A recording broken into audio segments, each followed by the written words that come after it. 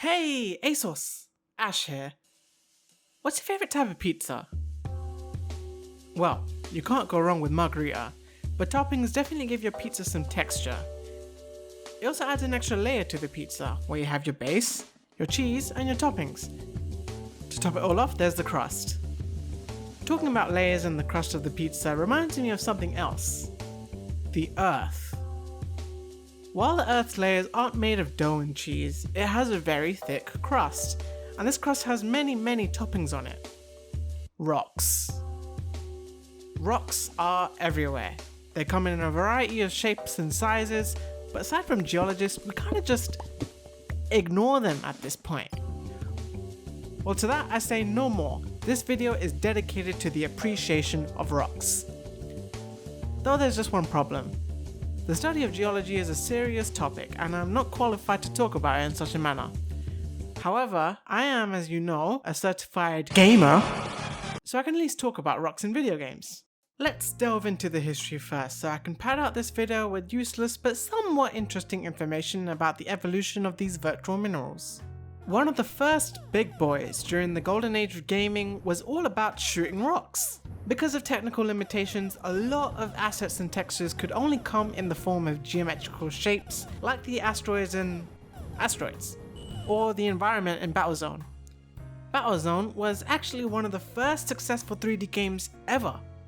The gap between these two games is only 1 year, and while both of them use lines and shapes to convey an object, we've gone from having individual asteroids floating about in distant space to viewing vast mountains beyond the horizon, giving us an idea of where we are in the world. Despite that, I'm very much comfortable being in the void. It's where I belong. 1984, we finally get some Chlora in the mix. Rescue on Fractalus was a game where you fly around mountains trying to rescue some stranded pilots. But let's ignore the pilots. This isn't pilots in video games, it's rocks in video games. The obvious difference between the mountains in Fractalus and the mountains in Battlezone is the added colour, which makes you think, damn, I'm in the middle of fucking nowhere. But nevertheless, this is a good step to talk about when it comes to the evolution of rocks, because Fractalus actually uses fractal technology to map out its mountains. If you don't know what fractals are, I won't bore you with the details. In simple terms, it's a pattern of an object that looks similar to the object itself, meaning if you were to zoom in, you'd see a very similar thing to what you saw before. Fractal technology can be used in games to create those mountains you saw in Fractalus, but if you were to turn what you saw upside down, maybe change the colour, you would get a completely different game. The Eidolon uses the same technology as Fractalus, but now it puts you in a cave. Rocks really know how to get around, huh? What is this video? Jumping ahead in our little time machine, we're now looking at one of the earliest 3D games to have come out at this time. Zarch? Zarch? Zik. What Zeus does differently from the previous games is that instead of using lines and colours to create an environment, it has the advantage of being able to use models, along with its texturing to further capture the look of something in real life. It's just Minecraft, I can't fool anyone. In just 8 years, we went from this to this. So how about another 8 years? Maybe another one. Heck, this year we saw the power of Unreal Engine 5, which pushes the boundaries of next-gen graphics. Hey, I hate to break it to you, but you're getting off topic by generalizing the evolution of rocks with the evolution of graphics. Who's ready for top 5 best and worst rocks, huh? Starting with the best of the best rocks. These ones literally rock. At number 5, we have the Throat of the World from Skyrim. Now you may be asking yourself, why is this big hunk of rock special compared to other mountains in other games? Well, not only is it a major landmark in Skyrim, and it being one of the first truly important places you go to in that game, if you didn't mod the fuck out of it, the Throat of the World also serves as a critical location in Skyrim's story, and you'll find yourself wandering back to it every now and then. There's also a cool ass dragon on the peak of the mountain. Who's laughing now? At number 4, we have the trolls from The Witcher 2 and 3.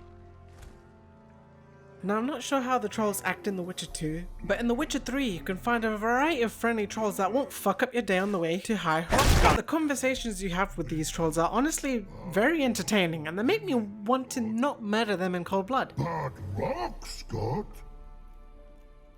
Rocks want Yes, please. At number 3, we have the Chaos Emeralds from Sonic the Hedgehog. The Chaos Emeralds specifically hold a lot of power, and things are able to harness that power. The most popular example being Sonic turning Super Saiyan with the power of the Chaos Emeralds. Hey, you know what? Forget the Emeralds. This spot is now for Dragon Balls, because they summon a cool ass dragon, and after they turn into rocks and scattered across the globe, so it counts. Actually, it kind of doesn't count because Dragon Ball originates from manga and not video. Do I care? Number 2, the Olympus pedestal in Kingdom Hearts. This deserves a place in one of the best rocks because upon entering Olympus Coliseum, you're tasked with moving this pedestal. You can't do it at first, but as you take on the tournament and progress through the story with your friends Donald and Goofy, you come back to Olympus to take on the final cup. Upon completing it, you attempt to move the pedestal, and with the help of your friends, you're finally able to do it. As cringy as it sounds, as a kid, this showed me the power of friendship, and it was really heartwarming to see the three work together to accomplish this one task after all the time they spent together. Before we move on to number 1, I'd like to say some honorable mentions. Mainly True Crime, Streets of LA, Tekken Tag Tournament 2, Turbo Super Stunt Squad, Call of Duty Ghosts, and Madden NFL 20. All these games have Snoop Dogg in them. Finally, for number 1, this is probably a no-brainer. I mean, the biggest survival game in existence has stone as a useful crafting resource, and it has many uses. With cobblestone alone, you can make tools, a furnace, make redstone items, decoration blocks like stairs and slabs. You can also smelt cobblestone to make stone, which allows you to further make more redstone items and decoration blocks. You can even smelt stone further to create even more things. Minecraft stone is a good rock. Now that we got through the good rocks, it's time for the little bitch baby bad rocks, starting with number 5, Guitar Hero. There's no actual rocks in this game, already a red flag, but it does feature rock, the music genre. While the music itself is great, this spot is in the worst rocks because every single song will be copyright claimed if I played it. So here's a short acoustic cover of Through the Fire and Flames to alleviate that.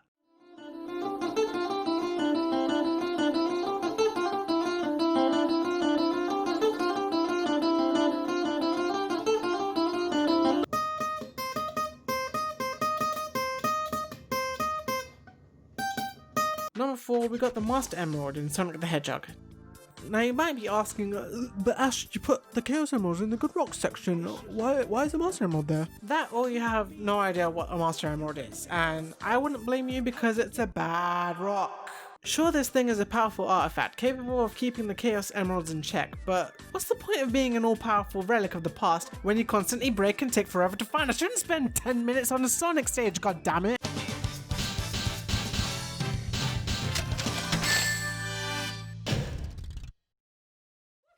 Number 3, Spec Ops The Line.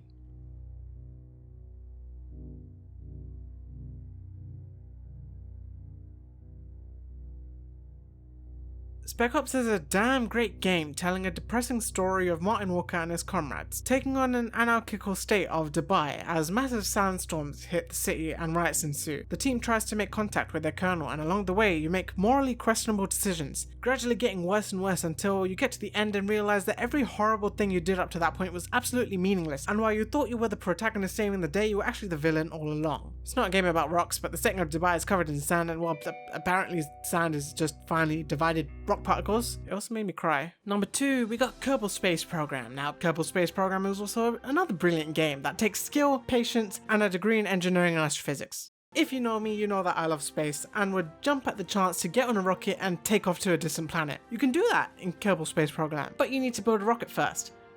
And that's the problem. How am I supposed to get off this piece of boring rock and go to other interesting big rocks if I can't build a rocket good enough to escape the damn atmosphere? I mean, sure, there's tutorials of course, but you expect me to read this shit? Either way, that makes this giant rock I'm on in Kerbal Space Program one of the worst rocks. Oh my own brain, because at this point, it might as well be a rock.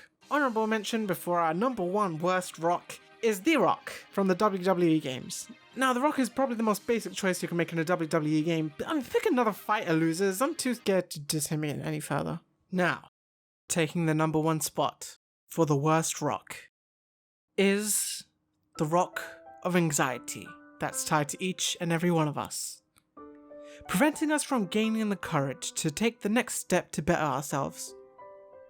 For some, the rock just gets bigger and bigger, making it much harder to break free from its clutches. That being said, what the fuck is up with these rocks in Minecraft? The things you can make with andesite.